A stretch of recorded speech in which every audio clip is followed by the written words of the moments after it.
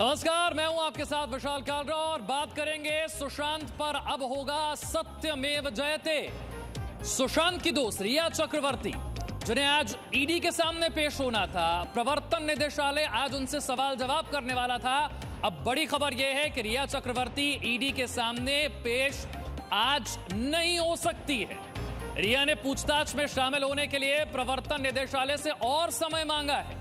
ED ने आज रिया चक्रवर्ती को पूछताछ के लिए बुलाया है, लेकिन आज ईडी के सामने रिया चक्रवर्ती पेश नहीं हो सकती हैं। रिया ने पूछताछ में शामिल होने के लिए प्रवर्तन निदेशालय से और वक्त मांगा है। आप जानते हैं अब मामला सीबीआई के पास है। सीबीआई ने एफआईआर दर्ज कर ली है। 6 लोगों का नाम है इसमें। अंकुर त्यागी और जानकारी के साथ अंकुर, रिया चक्रवर्ती की तरफ से क्या कहकर और समय मांगा गया? देखिए, कल रात को एक मेल किया गया है ईडी डिपार्टमेंट को रिया चक्रवर्ती के जो वकील हैं सतीश पानशंदे, उनकी तरफ से, और उन्होंने पूरी अपनी बात रखी है। एग्जैक्ट क्लेरिफिकेशन क्या है अभी तक मीडिया में रिवील नहीं किए गए हैं, लेकिन ये जरूर साफ कर दिया गया है कि आज जो उनसे पूछताछ की जानी थी वो आज इस पूछताछ का हिस्सा नहीं बन सकती है। पैंडेमिक भी एक उन्होंने जो बड़ा रीजन दिया है, जो इस वक्त कोरोना फैला हुआ है मुंबई में, उसका एक रीजन दिया गया है और 2-3 चीजें और बताई गई हैं। लेकिन फिलहाल ये बात तय हो चुकी है, क्योंकि इससे पहले रिया चक्रवर्ती के जो सीए हैं उनसे पूछताछ हो चुकी है। इसके अलावा सुशांत सिंह राजपूत हैं, उनके जो सीए हैं उनसे भी ईडी ने पूछताछ कर ली है। कल 9 घंटे से ज्यादा की लंबी पूछताछ सैमुअल मिरांडा से हुई है। सैमुअल मिरांडा वही शख्स हैं जिनका नाम सीबीआई के चार्जशीट में भी शामिल है, और आरोप है कि रिया के साथ मिलकर इन्होंने न केवल कॉन्स्पिरेसी रची, बल्कि जो लोग हैं, जो लॉयल मेंबर्स थे, स्टाफ मेंबर्स। जरूरी है कि रिया चक्रवर्ती का रोल क्या है? प्रवर्तन निदेशालय रिया चक्रवर्ती से पूछताछ क्यों करना चाहता है? वो क्या सवाल होंगे? देखिए, बहुत सारा इसका खांचा है। पहली बात है, रिया के पीछे 5 साल की जो आय, हर साल की सालाना इनकम कितनी हुई, वो कुछ लाख में है। लेकिन बावजूद इसके, जैसे कि हमने अभी थोड़ी देर पहले ही हमने ब्रेक किया था जी न्यूज ने, कि किस तरीके से मई 2018 में एक 70 लाख से ज्यादा की प्रॉपर्टी रिया खरीदती हैं, जिसके लिए 3.5 लाख से भी ज्यादा की स्टैंप ड्यूटी भरती हैं। मुंबई के ही जो खार इलाके में ये प्रॉपर्टी खरीदी गई है, खार ईस्ट में। तो ये आप इतनी बड़ी आपकी सालाना इनकम के आधार पे आप बिल्कुल भी एलिजिबल नहीं होती हो कि इतनी बड़ी प्रॉपर्टी आपने कहां से खरीदी है। इसके अलावा ये तो सिर्फ एक प्रॉपर्टी है, इसके अलावा गोरेगांव में भी एक प्रॉपर्टी बताई जा रही है। तो अंकुर, एक बड़ी खबर जरा अपने दर्शकों को पहले बता दें, उसकी डिटेल्स के लिए मैं आपके पास आऊंगा। बड़ी खबर क्या है जरा पहले ये समझिए। रिया ने 28 मई 2018 को मुंबई में एक फ्लैट की रजिस्ट्री करवाई। मुंबई के खार ईस्ट में खरीदे गए इस फ्लैट की कीमत थी 76 लाख रुपए। रिया ने फ्लैट के लिए 3,80,000 की स्टैंप ड्यूटी भी चुकाई। ये फ्लैट कब खरीदा गया, रजिस्ट्री कब हुई? 28 मई 2018 में। फ्लैट की कीमत क्या थी? 76 लाख रुपए। स्टैंप ड्यूटी चुकाई गई 3,80,000 रुपए। मुंबई के खार ईस्ट में यह फ्लैट खरीदा गया था, जिसकी कीमत 76 लाख। अंकुर,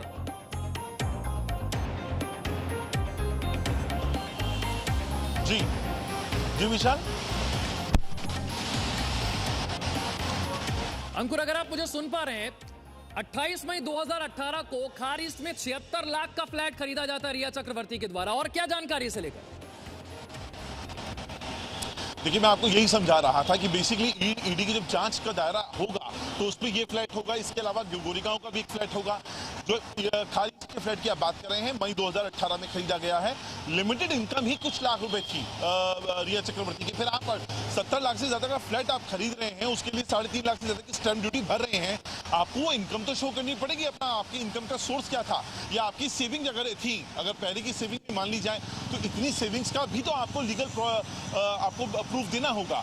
यही नहीं, इसके अलावा गोरेगांव का जो फ्लैट लिया है, आपके जो बाकी के खर्चे हैं, आपके जो टूर हुए हैं फॉरेन के, उन सब का हिसाब ईडी के पास होगा। और ईडी आपसे आपकी हर साल होने वाली इनकम और पिछले साल की हो चुकी जितनी भी आपकी सेविंग है, उसको आधार बनाकर आपसे पूछेगी।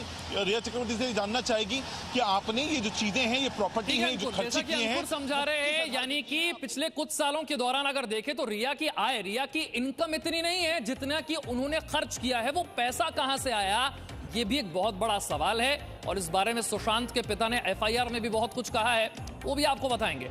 सुशांत केस में आज रिया चक्रवर्ती का सच से सामना होने वाला था, लेकिन रिया अब प्रवर्तन निदेशालय के सामने पेश नहीं होगी। लेकिन प्रवर्तन निदेशालय की आज जो पूछताछ होने वाली थी, इस केस से जुड़ा हुआ बहुत ही महत्वपूर्ण दिन था। रिया को मनी लॉन्ड्रिंग से जुड़े हुए कई सवालों का सामना करना पड़ेगा। कल प्रवर्तन निदेशालय ने सुशांत के हाउस मैनेजर सैमुअल मिरांडा से पूछताछ की थी। सीबीआई ने सुशांत मामले में एफआईआर दर्ज कर जांच शुरू की है और एफआईआर में 6 लोगों का नाम है, जिसमें रिया भी शामिल है।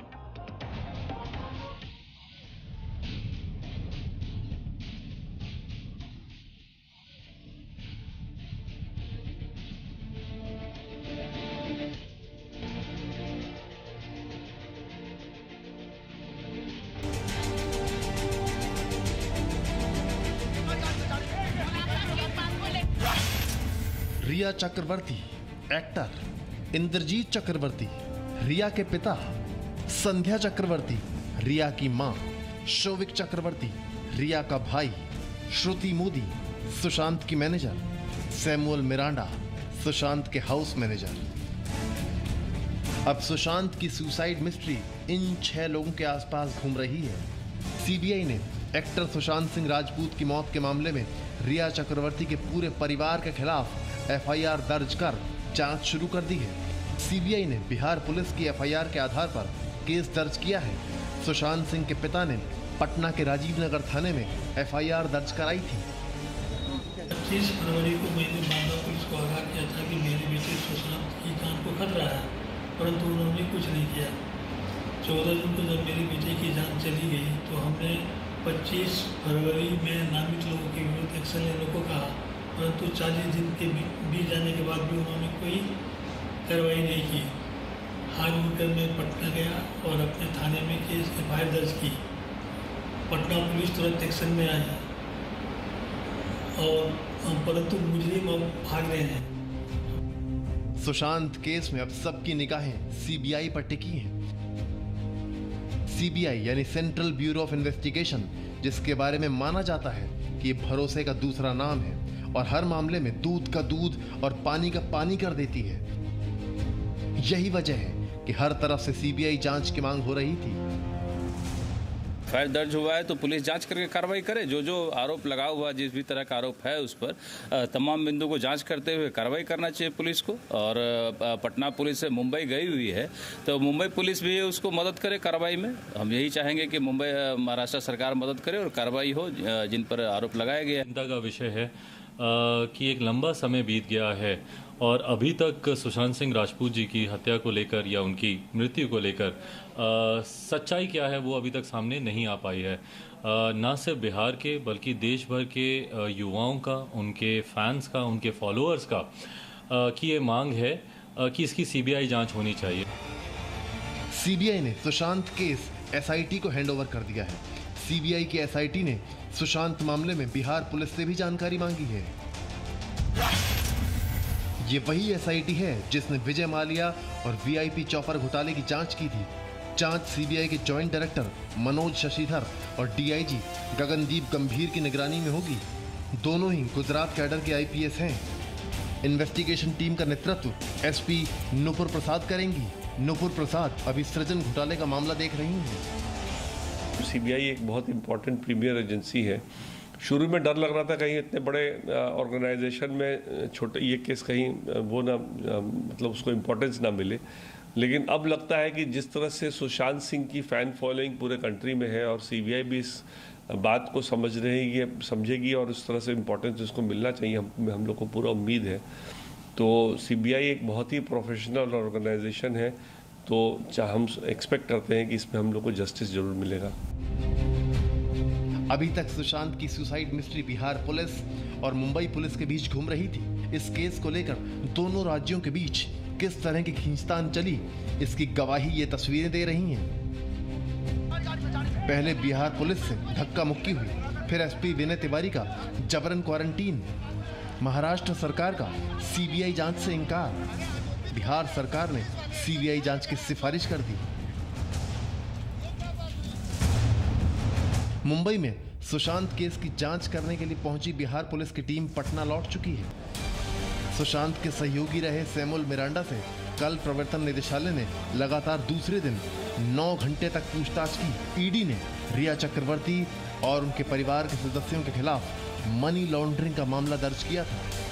ब्यूरो रिपोर्ट, जी मीडिया। और अब सुशांत सिंह मामले में आज की एक और बड़ी खबर आपको बताते हैं। बड़ी खबर यह है कि पटना के एसपी सिटी जो मुंबई पहुंचे थे जांच के लिए सुशांत सिंह मामले में, जिन्हें जबरन क्वारंटीन कर दिया गया था, उनका क्वारंटीन अब खत्म हो गया है। बीएमसी ने विनय तिवारी का क्वारंटीन खत्म कर दिया है। आप जानते हैं सुप्रीम कोर्ट में मामला पहुंचा, सुप्रीम कोर्ट ने भी इस पर सख्त टिप्पणी की थी। बिहार सरकार और बिहार के डीजीपी तो पहले ही इस पर आपत्ति जता चुके थे। सुप्रीम कोर्ट की सख्त टिप्पणी के बाद आखिरकार विनय तिवारी, पटना के एसपी सिटी का मुंबई में क्वारंटीन खत्म हो गया है। कल चिट्ठी लिखी गई थी, माननीय सुप्रीम कोर्ट का हवाला दिया गया था, उसके ऑब्जर्वेशन था। उसके बाद उन्होंने विनय तिवारी को छोड़ दिया, वो आज वापस आ रहे हैं। सर, बिहार पुलिस की जो टीम आई थी उसने मुकम्मल जांच की है, लगता है आपको सर? जिस तरह से इसके बारे में हम आपको नहीं बताएं। पटना से ब्रजेश ज्यादा जानकारी के साथ है। ब्रजेश, ये बात हैरान करती है कि इतने सीनियर ऑफिसर को क्वारंटीन से निकालने के लिए सुप्रीम कोर्ट को टिप्पणी करनी पड़ती है। बिल्कुल, और सिर्फ सुप्रीम कोर्ट ही नहीं विशाल, जो आम जनता में ये फीलिंग थी कि कहीं ना कहीं मामले को छुपाया जा रहा है मुंबई पुलिस के द्वारा, और यही वजह थी कि जब वो अधिकारी जाते हैं वहाँ पे तो उनको क्वारंटीन किया गया। और जब ये सवाल उठता है कि जो उससे पहले जो 4 अधिकारी गए थे उनको तो क्वारंटीन नहीं किया गया, तो उसके बाद बीएमसी के अधिकारी जो हैं वो उन चारों अधिकारियों को खोजने लगे क्वारंटीन करने के लिए, और एक तरीके से छुपा के उन चारों लोगों को पटना वापस आना पड़ा। और जिस तरीके से पटना के आईजी ने चिट्ठी लिखी, उस पर भी वो नहीं माने। उसके बाद एडीजी हेडक्वार्टर जितेंद्र कुमार ने कल चिट्ठी लिखी, और यहाँ तक जब लीगल एक्शन लेने की बात आई तब जाके बीएमसी अधिकारियों की आंखें खुली और आज उन्हें क्वारंटीन मुक्त कर दिया गया है। लेकिन बात देखिए, कहीं ना कहीं लगता है कि पटना लौट सकते हैं, और क्या कोई और शर्त रखी गई है? देखिए, नहीं विशाल आज ही लौट जाना है उनको, और बीएमसी ने सशर्त उनको कुछ गाइडलाइन भी दिया है कि आप एयरपोर्ट पे जाएंगे या टिकट जो भी आप ले रहे हैं उसकी जानकारी आप बीएमसी को देंगे, और साथ में आप सैनिटाइजर हाथ करेंगे, साथ में मास्क पहनेंगे। वो तमाम जो एक प्रोसेस है क्वारंटीन के बाद का, उसको हिदायत दी गई है। तो आज उनको मुंबई छोड़ देना है और शाम या देर रात तक विनय तिवारी पटना आ सकते हैं। विशाल, ये बिहार सरकार का और बिहार के डीजीपी का इस पर क्या रुख रहा है, ये भी समझना जरूरी है। डीजीपी ने इतनी बार कहा, पत्र लिखा, फिर भी बीएमसी मानने को तैयार नहीं थी। बिल्कुल विशाल, यही ताज्जुब की बात थी कि कैसे आप किसी अधिकारी को आप क्वारंटीन कर सकते हैं, और तमाम यहाँ से एयरपोर्ट से जा रहे हैं, वो भी तब जब बिहार पुलिस ने बाकायदा मुंबई पुलिस को ये जानकारी दे दी थी कि हमारे एक आईपीएस अधिकारी वहाँ पे जा रहे हैं, जो जांच जो हमारी टीम 4 सदस्यीय गई है, एसआईटी गई है, उसको वो कोऑर्डिनेट करेंगे। इस जानकारी के बावजूद उनको जबरदस्ती, और वो भी उस समय विशाल में बताना चाहूंगा जब विनय तिवारी एक प्रमुख गवाह की गवाही दर्ज कर रहे थे, उस वक्त बीएमसी के अधिकारी ने उनको फोन किया और ये बताया कि आप कहाँ हैं, और आपको जब विनय तिवारी ने ये पूछा कि किस लिए आप खोज रहे हैं, तो अधिकारियों ने कहा, बीएमसी के अधिकारियों ने, कि आपको क्वारंटीन का मतलब समझाना है। मतलब एक तरीके से धमकी दी गई, और जब वो गेस्ट हाउस आते हैं तो ज़बरदस्ती उनको ठप्पा मारा जाता है।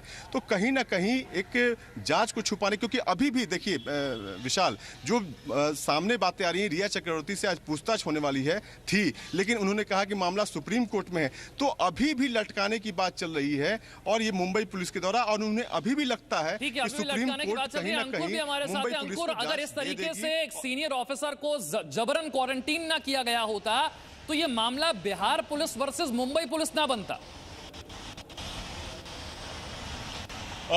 मेरे ख्याल से जब इससे पहले ही मामला Bihar police versus Mumbai police बन गया है, लेकिन जब एक आईपीएस लेवल के अधिकारी को आप क्वारंटीन कर देते हैं, जब उसके अंदर बीएमसी की एंट्री हो जाती है, तब ये मामला बिहार सरकार वर्सेस महाराष्ट्र सरकार हो जाता है, क्योंकि इसके अंदर सिर्फ अब पुलिस डिपार्टमेंट शामिल नहीं होता है, गवर्नमेंट की जितनी बाकी सब जो मशीनरी होती है, चाहे वो बीएमसी हो चाहे वो मुंबई पुलिस हो, वो सब उसके अंदर इंक्लूड हो जाती है। तो जो मामला था, जब क्वारंटीन करने का मामला सामने आया विनय तिवारी जी को, उसके बाद मामला बिहार सरकार वर्सेस महाराष्ट्र सरकार हो गया, और उसी के बाद जब मामला जाता है सुप्रीम कोर्ट में, तो उसके बाद एक तल्ख टिप्पणी सुप्रीम कोर्ट करता है कि जिस तरीके से और जिस अंदाज में क्वारंटीन किया गया एक आईपीएस अधिकारी जो जांच इन्वेस्टिगेशन करने के लिए आया है एक हाई प्रोफाइल मामले की, उसको लेकर सुप्रीम कोर्ट का अंदाज भी बेहद तल्ख था, और उसके 24 घंटे से ज्यादा के बाद पूरा दिन लिया गया कल का, कल पूरे दिन उनको वेट कराया गया और शाम होते होते उनको यहां से फ्री किया गया है।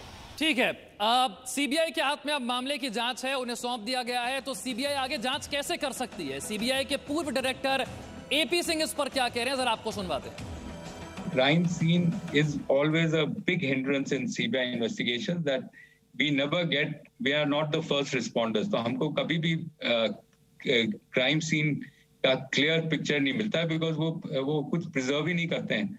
जो भी लिया, उठा लिया, किसी ने साफ कर दिया, कमरा साफ कर दिया, तो आप इतने दिन के बाद जाते हैं तो ये आपको कोई एविडेंस मिलने की बहुत ही कम प्रोबेबिलिटी होती है। हालांकि सीबीआई की भी पूरी फोरेंसिक टीम जाएगी और फिर से उसको पूरा जो सीन ऑफ क्राइम है उसको फिर से एग्जामिन करेगी। तो सुशांत सिंह केस की जांच अब सीबीआई के पास है और इस केस से जुड़ी, जांच से जुड़ी हर अपडेट, हर जानकारी लगातार आप तक पहुंचाते रहेंगे। बने रहिए हमारे साथ, आगे देखिए। सबके श्री राम तो फिर क्यों संग्राम?